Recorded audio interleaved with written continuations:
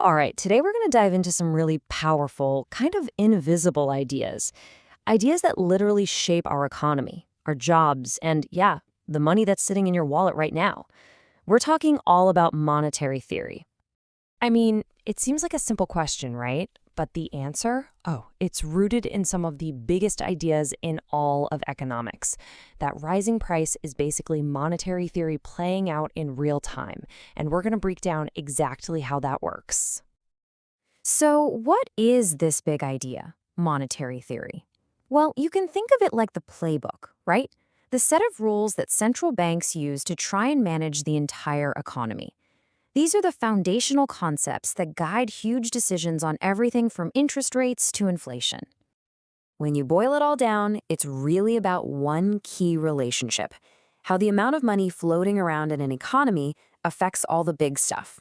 What we produce, how many jobs there are, and, yep, the price of your coffee.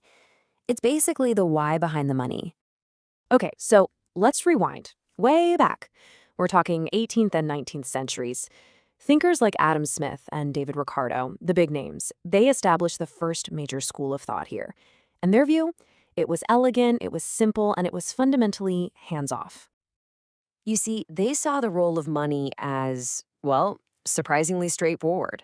In fact, they boiled their entire theory down to one single powerful little equation, an equation that economists, believe it or not, still argue about today. And there it is, just 4 letters. But these 4 letters became the bedrock of economic thought for generations.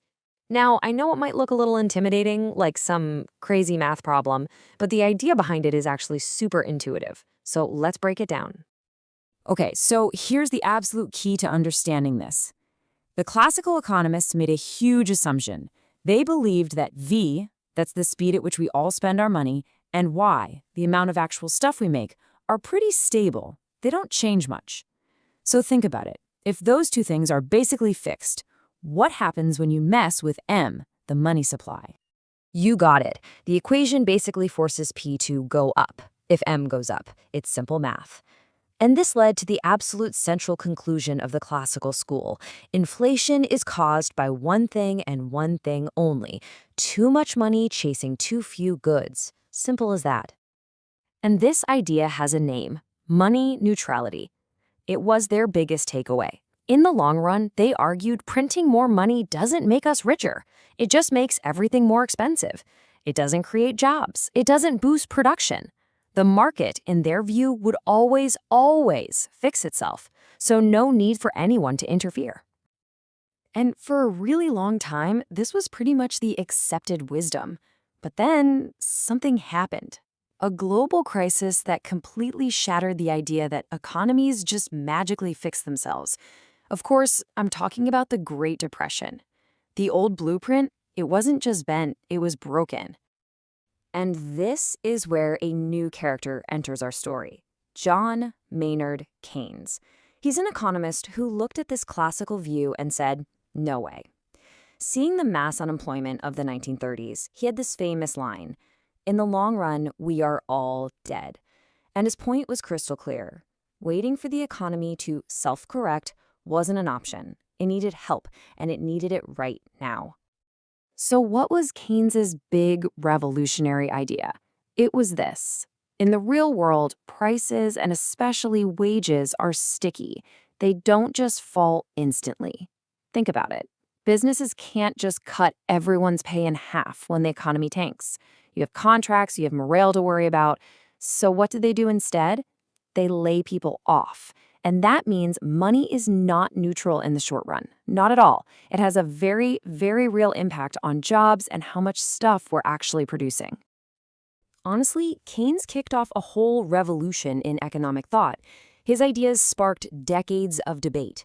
You had the monetarists like Milton Friedman pop up in the 50s pushing back and saying, hey, let's just focus on stable, predictable money growth, not all this intervention.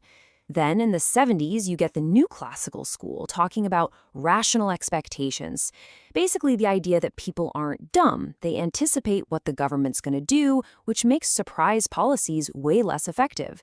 And all of that back and forth has led us to where we are today, what's called the New Keynesian framework, which is really a sophisticated blend of all these powerful ideas. Okay, so we've got these two majorly different schools of thought, right? The classical, hands-off approach and this newer, more hands-on modern view. So let's do a direct comparison. Let's put them side by side and really see where they differ. Yeah, this table really lays it all out. On one side, the classical guys saw money as just a way to buy things, a medium of exchange. But for the modern thinkers, it's way more than that. It's a powerful tool you can use to actually steer the economy. And the whole disagreement really boils down to those sticky prices and the belief that in the short term, you can and should use policy to stabilize things and help people out.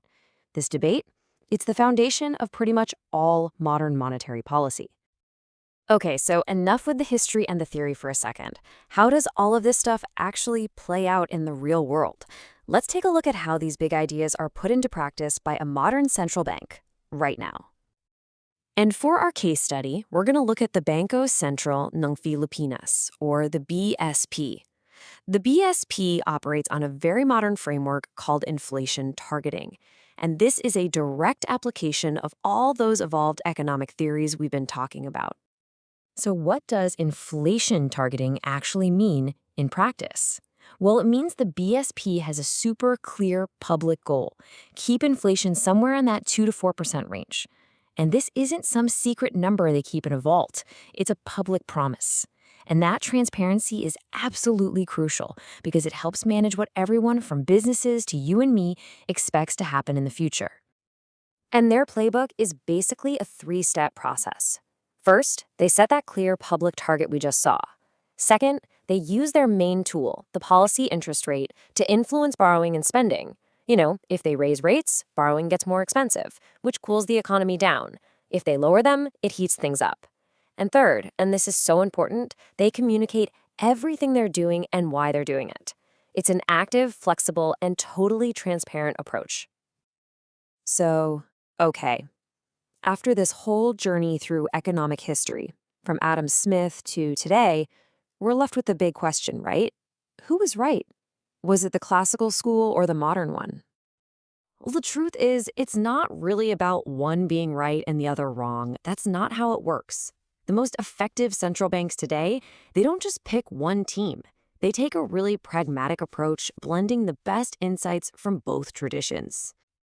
And this is really the key takeaway for you. Modern policymakers have to operate with that classical discipline. They know that in the long run, printing too much money just leads to runaway inflation. But they also have modern flexibility. They use their tools actively to manage short-term economic shocks, to stop a recession from turning into a full-blown depression. It really is the best of both worlds. And that, of course, brings us to the future. I mean, think about it. All these theories we've talked about, they were built for a world of paper money and brick-and-mortar banks. But we live in an age of cryptocurrency, AI, instant payments. So what's the next monetary revolution going to look like? Well, that's the billion-dollar question that the next generation of economists is going to have to figure out.